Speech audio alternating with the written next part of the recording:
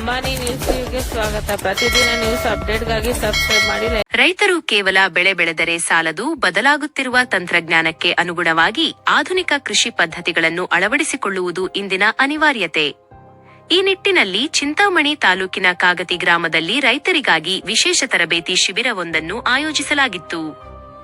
ಚಿಂತಾಮಣಿ ತಾಲೂಕಿನ ಕಾಗತಿ ಗ್ರಾಮದ ಸಮೀಪವಿರುವ ಜಿಲ್ಲಾ ಕೃಷಿ ತರಬೇತಿ ಕೇಂದ್ರದಲ್ಲಿ ತೋಟಗಾರಿಕೆ ಇಲಾಖೆ ಹಾಗೂ ಎನ್ಆರ್ಡಿಎಸ್ ಸಂಸ್ಥೆಯ ಸಂಯುಕ್ತಾಶ್ರಯದಲ್ಲಿ ಒಂದು ದಿನದ ವಿಶೇಷ ತರಬೇತಿ ಕಾರ್ಯಕ್ರಮ ಯಶಸ್ವಿಯಾಗಿ ನಡೆಯಿತು. ಈ ಕಾರ್ಯಕ್ರಮದ ಉದ್ದೇಶ ರೈತರಿಗೆ ಆಧುನಿಕ ಕೃಷಿ ಮತ್ತು ಮಣ್ಣಿನ ಗುಣಮಟ್ಟ ಕಾಪಾಡುವ ಕುರಿತು ಅರಿವು ಮೂಡಿಸುವುದಾಗಿತ್ತು. ಕಾರ್ಯಕ್ರಮದಲ್ಲಿ ತೋಟಗಾರಿಕೆ ಇಲಾಖೆಯ ಎಸ್ಎಡಿಎಚ್ ಬಾಲಕೃಷ್ಣ ಅವರು ಹಾಗೂ ಎನ್ಆರ್ಡಿಎಸ್ ಸಂಸ್ಥೆಯ ಪರವಾಗಿ ಕಿರಣ್ ಅವರು ಭಾಗವಹಿಸಿ ರೈತರಿಗೆ ಉಪಯುಕ್ತ ಮಾಹಿತಿ ನೀಡಿದರು.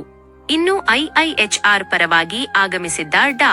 ಚೇತನ್ ಅವರು ಮಣ್ಣು ಪರೀಕ್ಷೆ ಮಾಡುವ ವಿಧಾನ ಮತ್ತು ಕೃಷಿಯಲ್ಲಿ ಸಾವಯವ ಉತ್ಪನ್ನಗಳ ಬಳಕೆಯ ಮಹತ್ವದ ಕುರಿತು ರೈತರಿಗೆ ಸವಿಸ್ತಾರವಾದ ಮಾಹಿತಿ ಹಂಚಿಕೊಂಡರು.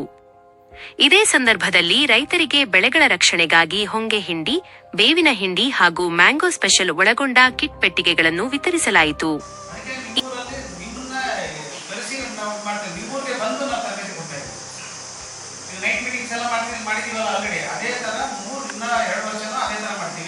ಮತ್ತೆ ಈಗ ನಿಮ್ಗೆ ಒಂದು ಕ್ವಶನ್ ಇರ್ಬೋದು, ಅಂಗಡಿ ಹೇಳ್ತಾರೆ ಕ್ವಶನ್ ಇರ್ಬೋದು. ಈಗ ಹೂ ಬರುತ್ತೆ, ನಾವು ಹೂ ಬರೋಕ್ಕಿಂತ ಮುಂಚೆ ಒಂದು ಸ್ಪ್ರೇ ಮಾಡ್ತೀವಿ. ಏನು ಮಾಡ್ತೀವಿ? ಇಮಿಡ ಮಾಡ್ತೀವಿ, ಮತ್ತೆ ಸಲ್ಫರ್ ಮಾಡ್ತೀವಿ.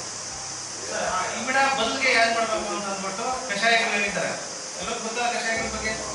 ಆ ಕಷಾಯಗಳನ್ನ ನೆಕ್ಸ್ಟ್ ವರ್ಷದಿಂದ ಮಾಡಬೇಕಾಗುತ್ತೆ. ಮುಂದಿನ ವರ್ಷ ನಾವು ಮಾಡಿಲ್ಲ, ಯಾಕಂದ್ರೆ ಸ್ಕೀಮ್ ಸ್ಟಾರ್ಟ್ ಆಗಿದೆ, ಸ್ವಲ್ಪ ಲೇಟ್ ಆಗಾಯ್ತು. ಈಗ ಅದ್ರ ಬಗ್ಗೆ ಟ್ರೈನಿಂಗ್ ಕೊಟ್ಟಿದ್ದಾರೆ. ಮುಂದಿನ ವರ್ಷ ಜಾಸ್ತಿ ಇರುತ್ತೆ, ಕೆಮಿಕಲ್ ಕಡಿಮೆ ಮಾಡ್ತೀರಾ. ಮೊದಲನೇ ವರ್ಷ ಪೂರ್ತಿ ಕೆಮಿಕಲ್ ಕಡಿಮೆ ಮಾಡೋದಕ್ಕೆ ಕಷ್ಟ. ಅದಕ್ಕೆ 3 ವರ್ಷ ಮಾಡಿರೋದು. ಮೊದಲನೇ ವರ್ಷ ಏನು ಮಾಡ್ತೀರಾ, ಒಂದು 30ರಿಂದ 40% ಕಡಿಮೆ ಮಾಡ್ತೀರಾ ಕೆಮಿಕಲ್ ತಗೊಳ್ತಾರೆ. ನಮ್ಮ ಸಿಂಹಾಸನ ಮಾರ್ಕೆಟಲ್ಲಿ ನಮ್ಮಲ್ಲಿ ಆಕ್ಟಿವ್ ತಗೊಳ್ತಾರೆ. ಬಟ್ ನೀವು ಬೆಳೆದಿರೋ ಮಾರ್ಕೆಟ್ ಆ ಥರ ಇರೋದಕ್ಕೆ ಅದನ್ನ ಸಕ್ಸಸ್ ಆಗಿದ್ದ ಆದಲ್ಲಿ ನಿಮಗೆ ಸಾವಯವ ಮಾವು ಅಂತ ಒಂದು ಬ್ರ್ಯಾಂಡಿಂಗ್ ಮಾಡ್ಕೊಡ್ತೀವಿ. ಸಾವಯವ ಮಾವು ಅಂತ ಅದಕ್ಕೆ ಮಾರ್ಕೆಟ್ ವ್ಯವಸ್ಥೆನೂ ಮಾಡ್ಕೊಡ್ತೀವಿ. ಈಗ ಆಲ್ರೆಡಿ ಟ್ರಯಲ್ ಬೇಸಿಸ್ ಅಲ್ಲಿ ನಾವು ಈಗ ಒಂದು 500ರಿಂದ 1000 ಬಾಕ್ಸ್ ಅಷ್ಟು ಸಾವಯವ ಮಾವು ಬೇಳೆ ಅಂತ ಬೆಂಗಳೂರಲ್ಲಿ ನಡೆಯುತ್ತೆ. ಅದಕ್ಕೆ ಈಗ ಆಲ್ರೆಡಿ ಯಾರು ಮಾವು ಸ್ಟಾಲ್ಗೆ ಆಗ್ತಾರಲ್ಲ, ಮಾಮೂಲಿ ನಿಮ್ಮಲ್ಲಿರೋರೇ ಕೃಷ್ಣನಿರೋರೇ ಮಾವಿನಕಾಯಿ ಆಗಿರುತ್ತೆ. ಹಿಂಗೆ ನಮ್ಮ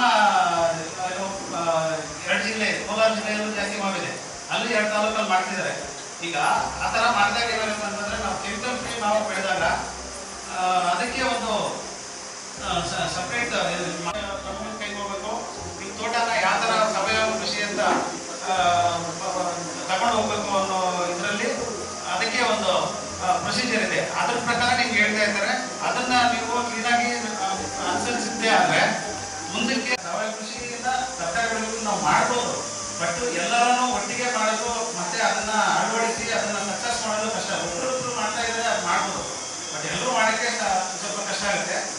ಸಾವಯವ ಕೃಷಿನ ಇದರಲ್ಲಿ ಈಸಿಯಾಗಿ ನಾವು ಅಳವಡಿಸ್ಕೋಬಹುದು ಅನ್ನೋ ಉದ್ದೇಶದಿಂದ ನಮ್ಮ ತಾಲೂಕಿಗೆ ಈ ಯೋಜನೆ ಬಂದಿದೆ. ಈ ಯೋಜನೆಯಲ್ಲಿ ಆಲ್ರೆಡಿ ನಿಮಗೆ ನಮ್ಮ ಏನು ಪರಂಪರಾಗತ ಕೃಷಿ ವಿಕಾಸ ಯೋಜನೆಯಲ್ಲಿ ನಮ್ಮಲ್ಲಿ ಎಲ್ಲ ಆಫೀಸರ್ಲ್ಲ ಇದ್ದಾರೆ, ಮತ್ತೆ ಟೀಮ್ ಲೀಡರ್ ಇದ್ದಾರೆ. ಎಲ್ಲರೂ ಪರಿಚಯ ಇರ್ತಾರೆ. ನಿಮ್ಮೂರುಗಳಲ್ಲಿ